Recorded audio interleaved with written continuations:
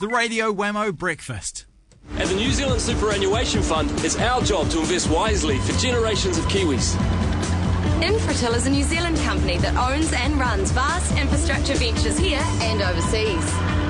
Gosh, what's that an ad for? Superannuation Fund? I'm going to sleep. That's terrible. Yes. That's Paul Davis, good morning. Oh, hello. TGF.co.nz. Yeah. Advertising social media and aeroplanes. An ad for the new petrol stations, or the old petrol stations, being rebranded. Yeah. Goodbye, Shell. Hello, Zed. One for the Reservoir Dogs fans, perhaps. Oh, Zed's dead, baby. Zed's dead. Dead. Yeah. Well, maybe Zed's still born. I don't know. It's interesting. The whole rebrand, redesign thing, and a lot of brands go through it. The interesting thing about Shell becomes Zed is that a lot of that advertising or design wankery that really shouldn't be allowed out in the wild has made it onto the website. And if you go to z.co.nz, I've got to love the short URL. And you've got to wonder how much they paid for that. Well, I don't know. No, they would have paid a lot. Yeah, it might have just been out there. I don't know. .co.nz, but it was, it's not like a .com. It was out there. But it's, we asked 17,000 people what they wanted from a service station. Turns out what they wanted is pies and cupcakes. Really? Not petrol? No, not cheap petrol. Not a lot of talk about the petrol. Certainly not a lot of talk about cheap petrol. It turns out what we want is New Zealand pies rather than Australian ones. Okay, yeah, I'm for that. I'm into that. That's actually. Do we eat Australian pies here? I had no idea. Mrs. Mac. Your Mrs. Mac service station pie, blown on or not, is Australian. Crikey. Yeah, now you know. But yeah, cupcakes. They're going to roll out cupcakes. They're going to feed cupcakes to the hungry truckers at Z, which is the new service station chain capped by, and I quote, a warm and welcoming beacon on the blue and green horizon of New Zealand. Blue and green. So they're really trading off the whole green. Well, they're not really. I mean, the blue and green is bit. the backdrop. I mean, really, they're just staying with sort of orangey tones of Shell. Apparently, Z is for New Zealand. I think Z's for Zealand. Yes. NZ. Yes. Oh, but that's an interesting connection because, let me get this right. Shell was Dutch, right?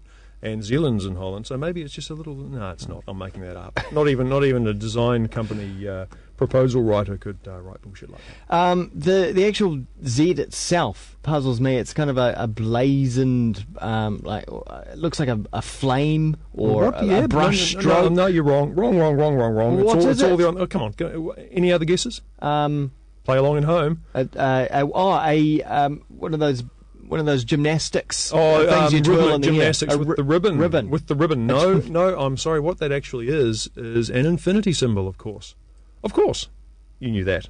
No. Really? Yes, well, it says so on the website. I don't see that at all. But interesting. I mean, maybe the actual ads are going to be good and maybe the actual service station is going to be good. But boy, oh boy, people aren't actually interested in logos and brands and colours, and the website's obsessed. An infinity would be if it was on its side. I know, but I'm just telling you what the website. That's ridiculous. Yeah, but interesting. Who did this? I don't know. It's no one's putting their hand up in a whole hurry because it's not getting a lot of praise out and about. Other interesting things. They're trading on the New Zealandness, but they're doing it in a quite nasty way in places. I was watching their launch ad. Yeah, looking at around about 1 minute into the launch ad, they're talking about call centres. Here we go. In fact, we've already brought the call centre back home. They say they bought the call centre back home, and they show someone ripping off the headphones or call centre headphones off someone in Asia somewhere. Yeah, the evil Chinese people. Yeah. I mean, perhaps Paul Henry did this. Maybe that's what he's been doing. He's been working on the Z rebrand. Who knows? But one to watch. Shocker. All right. Well, that moves us on to the other thing to watch that, for some reason, everyone was talking about. I don't know. Do we actually mention the name? Is that what we? Let's do the whole thing without mentioning the name. Nah, let's not do that. You brought one in. The double down. I brought one in. This one I prepared earlier. You can't get them in the morning. This one. Oh boy, it's cold and it's. I mean, I like fat. Yeah. Don't get me wrong, but juicy dripping fat that sort of runs down your chin and sets off all your taste receptors. Coagulated fat the morning after, like so many things. The morning after, not so good. Yeah. But I liked this. I really liked it. I mean, we'll talk briefly about the burger, and this is not the burger show. It's crumb chicken, it's cheese, it's bacon. I mean, if you swap the bacon for ham, you can buy this in any number of restaurants and supermarket freezers as chicken cordon bleu. That's what it is. That's all it is. How the hell did this damn thing take off? It took off entirely through word of mouth, and it took off through stupid nutritionists.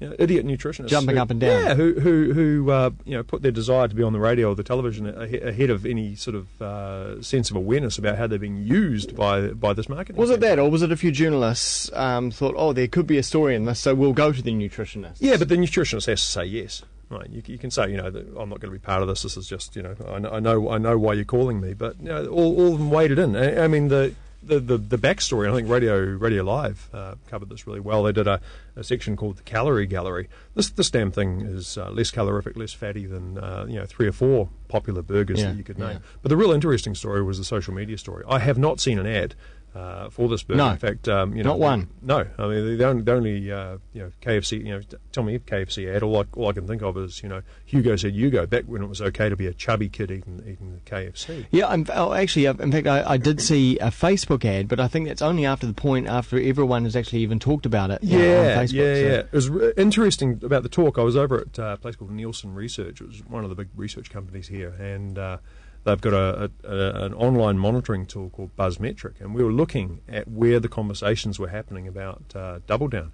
And the real eye-opener is that, apart from the usual suspects, a bit of Facebook, a bit of Twitter, it was all the geek forums. So, GP Forum, which is a gamers forum, Geek Zone, PC World, and a bit of Trade Me. This is where they were talking about the Double Down. It's like, let's step away from our monitors for a moment. Well, do you think they're looking for an alternative to pizza and beer? Yeah. Well, I think what they're looking for is the chance to say F you against all the roped-in nutritionists who are saying thou shalt not. Yeah, it was an act of rebellion. I couldn't believe that it wasn't an Onion story. That it didn't come directly from the pages of Onion. It did launch in the US last year on the 1st of April, which was really clever, because everyone thought it was it was announced in the US on the 1st of April. In fact, the only ad I've ever seen, I should have brought it in, was on the back page of Mad magazine, Mad Australia. They did a tribute ad with, I think it was the septuple down, or something like 6 layers of chicken and 5 layers. Is this a return to the grand old days for KFC? I'm thinking back to the last time I can remember something like this coming out of this fast food joint was the 3D glasses for the Tarzan movie on TV. Yeah. I think this is a return to form for KFC. They can either try and play catch up with salads and health, and they are doing that with the grilled stuff. But more importantly, it's doing what I think a lot of brands are going to have to do, because the media is becoming democratized. Right? You can put an ad on the TV, but you can't guarantee people will watch it. So the old school of thought was to say something interesting.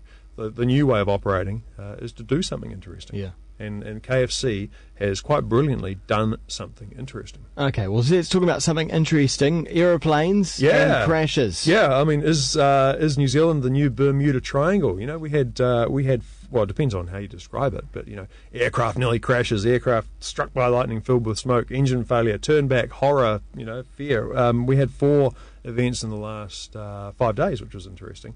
So Air New Zealand had a 737 full-on engine shutdown in flight, and doubled back. Well, in fact, they were meant to double back. Well, they'd come from Auckland. Or did they double down? Did they double down? Yeah, they landed in Hamilton, and there was an interesting quote. Passengers described the ordeal as terrifying. I'm not sure whether it was the engine failure or finding themselves in Hamilton. It wasn't made clear. And then on the same day, Air New Zealand feeder airline had an engine shutdown into Gisborne. There was a nose wheel collapse yesterday in Nelson, which was nicely captured on amateur video. What type of aircraft is this? It's a little thing called a Piper Chieftain, just a two-seater. Sorry, a two-engine thing. What a big scrape as well.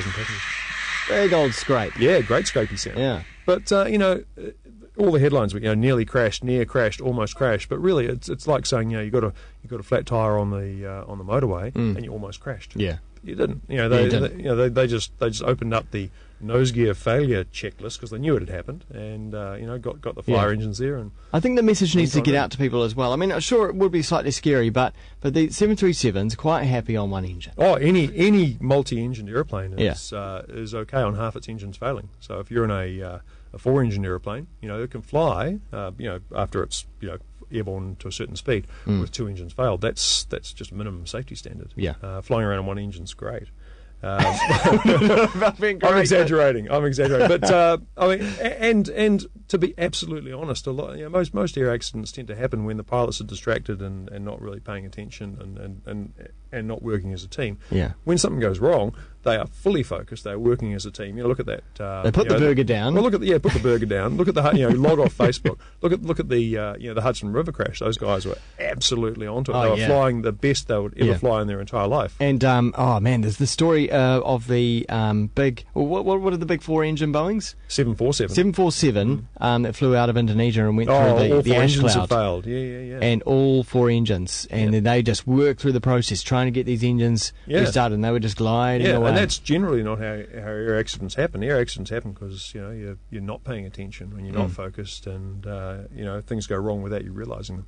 If there's a big light on the panel going bah, bah, bah, you're focused. Yeah, bang on, switched on. All right, well that was advertising, social media, and aeroplanes and chicken. Go to tgf.co.nz, which sounds like a, I don't know. Sounds like a bar. It does, eh? Head down to TGF. Grab yourself a drink. Okay, we should diversify. But in the meantime, if you need some advertising, come to tgf.co.nz. Finish on a little bit of some classic Kentucky Fried Chicken. The cows and the sheep and the birds and the horses were moving and buying and whistling and neighing, having lunch in the sun, while Hugo and I were having none. In the back seat we sat, getting thinner. The rumblings cried, "Give us Kentucky Fried, time for dinner." Dad stopped the car. And Hugo said, "You go." And I said, "No, you go." And soon he was back with the pack. And then Dad hit the track. So we ate in the back, feeling better inside. A drive isn't funny with an empty tummy. Thank goodness for Kentucky Fried.